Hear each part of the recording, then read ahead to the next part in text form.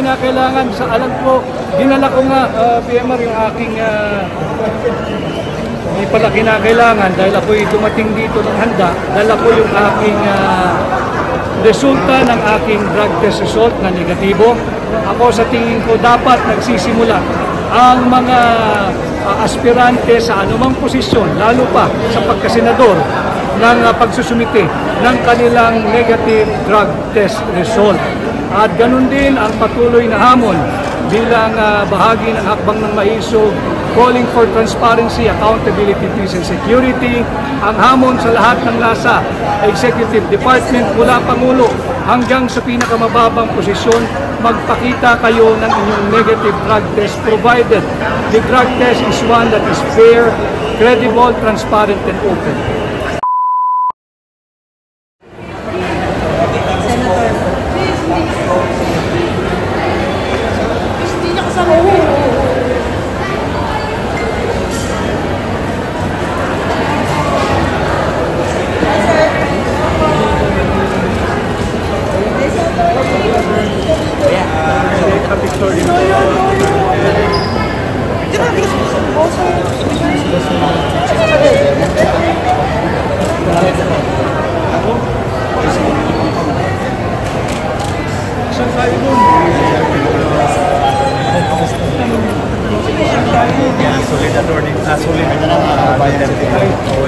Salamat sa inyo. Inyong sarili at malayo kayo sa ating bansa. At saan ninyo na magkakampanya tayo ng maigi sa tulong ninyo. At sana ay lalo mo itong laban para sa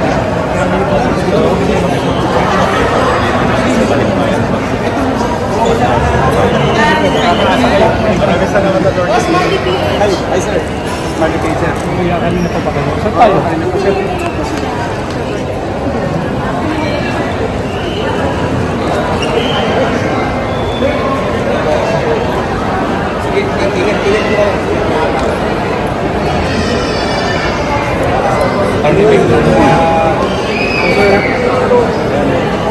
Kamahin na natin si attorney. Ayan na, kamahin na. Attorney Dick. So, Senator na po na kayo ito, ha? Thank you, Boss Nada, for the coverage.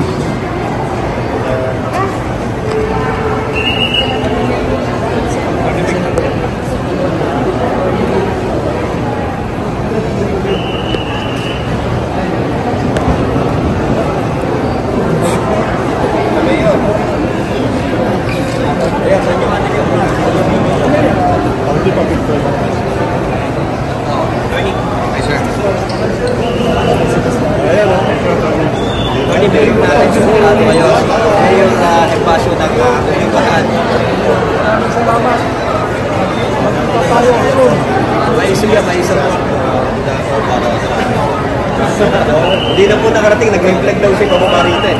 Okay na, okay na.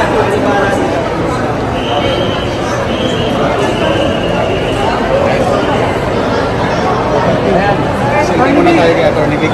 Old school. Yan, kasi Atty. Vic pa. Punta natin mga kababayan si Atty. Vic. Yan, thank you. Old school. Sir, pakulo mo na. Sige, sige.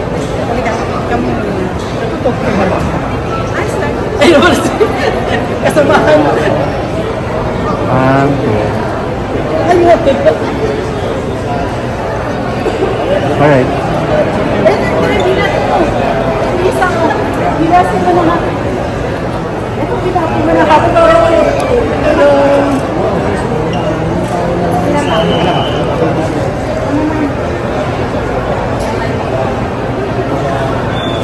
Iiyak ka yan, pag-iyak.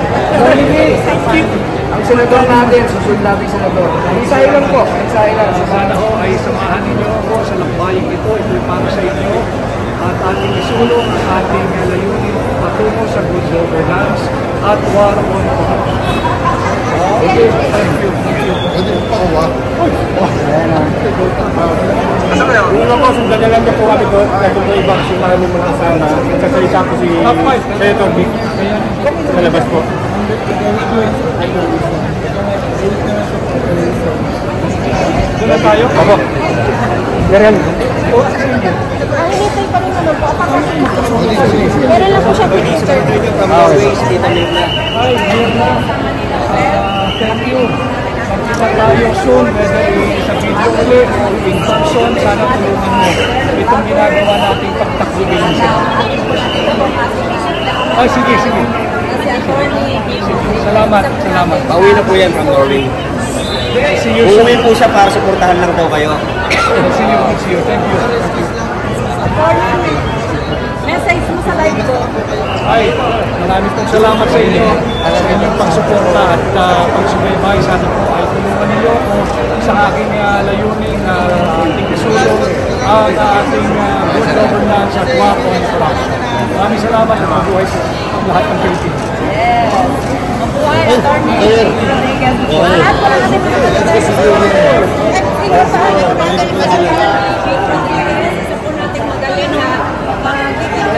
Ito tayo sa gilid. para po sa ating bayan, may paninindigan at talagang pagmamahal sa ating bayan at masilinig po. At sa lahat po ng ating mga Duterte vloggers, mabuhay sila Kuya Mark, sila Master Dayan, at dito sa Lalo, ayan po ating mga magagaling ng mga Hindi lang po kasi ako nakapapon. Para magkakaroon kami ng Oo, yung magandang muna tayo. Isang campaign first. We try to win this first. Kaya, Attorney, magandang hapon. Kumusta po kayo? okay naman, magandang hapon at nakapag-file na tayo at ako ay opisyal na at formal na ninyong aplikante sa pagkasenador. congrats po, attorney.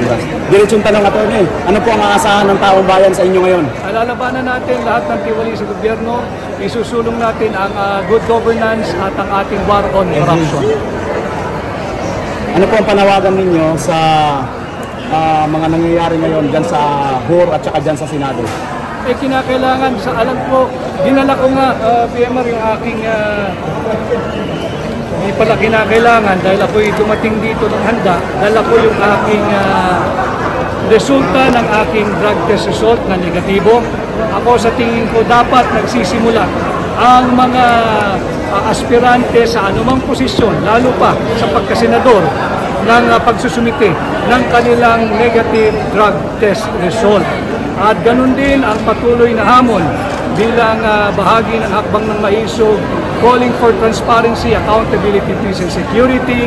Ang hamon sa lahat ng nasa Executive Department mula Pangulo hanggang sa pinakamababang posisyon, magpakita kayo ng inyong negative drug test provided the drug test is one that is fair, credible, transparent, and open. Can you elaborate more on meeting with former President Duterte? Nagkamustahan kami ni Pangulong Duterte at ako'y kanyang formal na inendorso at yung ibang opisyal ng kanilang partido ng PDP ay kaibigan ko naman yung marami doon at tinanong din kung open ba ako for them to adopt me. Sabi ko ba isang karangalan na maging adopted candidate ng kahit anong partido, lalo pat ang PDP ni Pangulong Duterte at ng kanilang Executive Vice President na aking kaibigan si Mayor Baste Duterte. So, thank you. Congratulations, sir.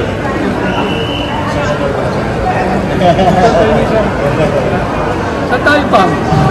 Nag-aantay yung tao? Ayan, nakakabayan. Excuse me.